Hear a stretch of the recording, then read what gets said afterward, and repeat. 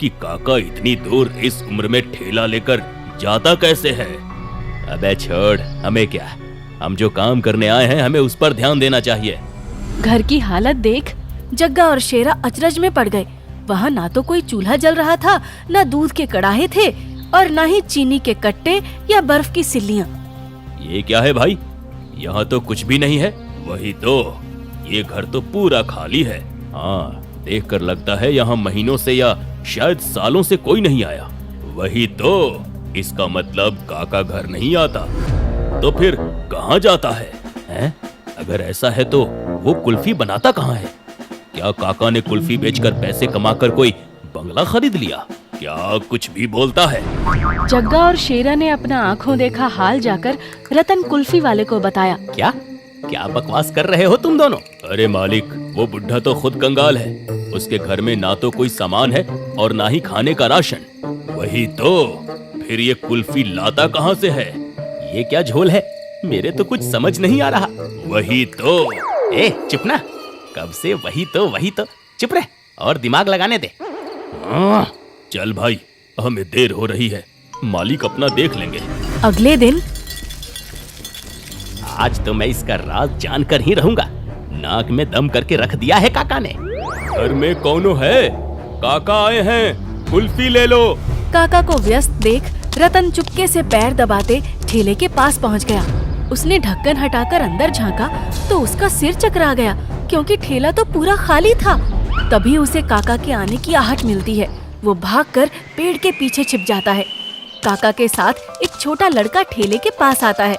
काका, हमें आज 2 कुल्फी देना, भूख लगी है। अभी लो बिटवा। रतन पेड़ के पीछे से देख रहा था। काका उस खाली ठेले में हाथ डालते हैं और जैसे ही हाथ बाहर निकालते हैं, उनके हाथ में 2 ताज़ा, ठंडी और चमकती हुई पीली कुल्फी होती है। ये कैसे मुमकिन है? खाली डिब्बे से कुल्फी कैसे निकल सकती है?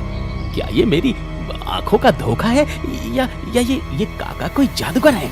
छोटा बच्चा काका के हाथ से कुल्फी लेकर खाने लगता है। रात को रतन और मनसुख अपने आदमियों समेत काका के घर पहुंच गए। देखा ना मालिक, हम बिल्कुल सच कह रहे थे। काका के घर में इस तस्वीर के अलावा और कुछ भी नहीं है। अब तो मुझे भी शक हो रहा है, कहीं ये काका कोई गैर कानूनी काम तो नहीं करता। हो सकता है वो कहीं और से ही कुल्फी खरीदता हो, उसमें नशीली दवा मिलाकर पूरे गांव को बेच रहा हो। हाँ, हो सकता है मालिक। तभी दरवाजा खुला और काका घर के अंदर आए। आ गए? तुम्हारा ही इंतजार था काका। मैं सही समझा था, मेरा पीछा करते करते तुम लोग मेरे घर तक पहुंच ही जाओगे।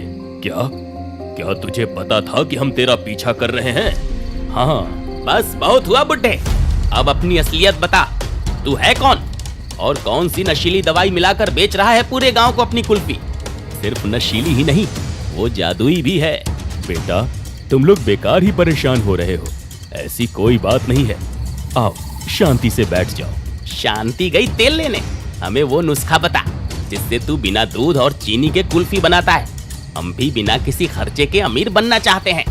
मेरी कुल्फी बिकाऊ नहीं है, वो तो प्यार और दुआओं का फल है। दुआओं का फल? ये चिकनी चुपड़ी बातें बंद कर काका, हमें सब पता है तू अपनी नशीली कुल्फी बेचकर अमीर बनना चाहता है। अगर ऐसा होता बेटा, तो आज मेरे घर की ये हालत नहीं होती। ये सब ड्रामा है, हमें क्या पता तू गांव के बाहर कितनी जमीन लेकर बैठा है। इसका नाटक नहीं खत्म होने वाला। जग्गा, शेरा, इसे पकड़ो और पीट पीट कर इसका भूत निकाल दो। जग्गा आगे बढ़ता है और काका का कॉलर पकड़ने की कोशिश करता है। जैसे ही उसका हाथ काका के शरीर की ओर जाता है, उसका हाथ काका के शरीर के आर पार निकल जाता है। जग्गा को ऐसा महसूस होता है जैसे उसने हवा में हाथ चलाया हो। ये क्या? मेरा हाथ इसके पार निकल गया।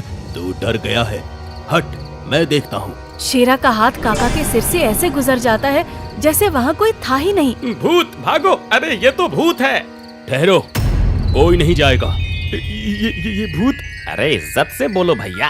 हाँ भूत जी, आप बेचिए, जितनी मन करे उतनी कुल्फी बेचिए। अब हाँ काका, आप चाहो तो दूध भी बेच लो, मैं अपना तबेला तुम्हारे नाम कर दूंगा।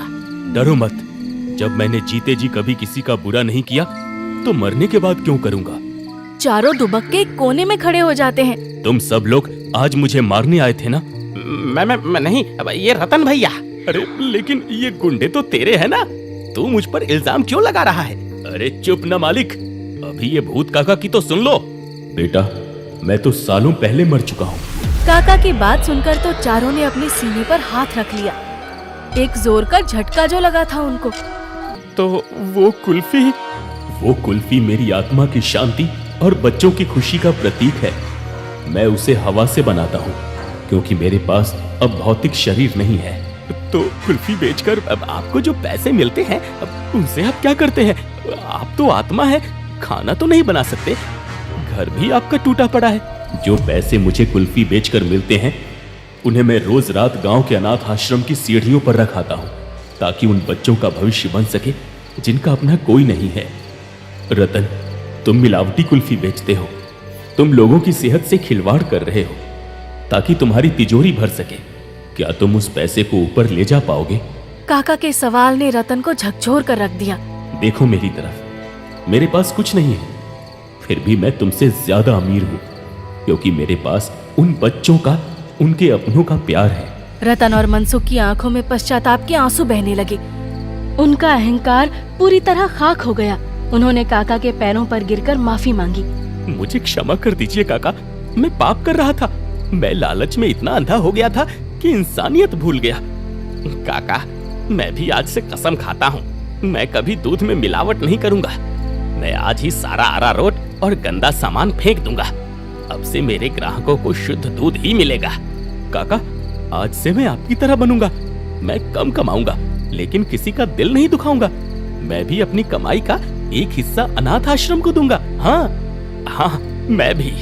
हम भी। मुझे खुशी हुई कि तुम लोगों ने अपना मिलावट का काम छोड़ दिया। हमेशा याद रखना, किसी का पेट भरना पुण्य का काम है। आज से मेरा जादुई ठेला तुम्हारा हुआ रतन। नहीं काका, मुझे नहीं चाहिए, आप यहीं रहिए, हमें छोड़कर मत जाइए। मेरा काम अब पूरा हो गया है, मुझे अब चलना होगा। मेरा आशीर्वाद हमेशा तुम सबके साथ रहेगा। कुछ महीनों बाद, ये लो नमन, तुम्हारी केसर बादाम वाली कुल्फी। वाह रतन भैया, आपकी कुल्फी का तो कोई जवाब ही नहीं।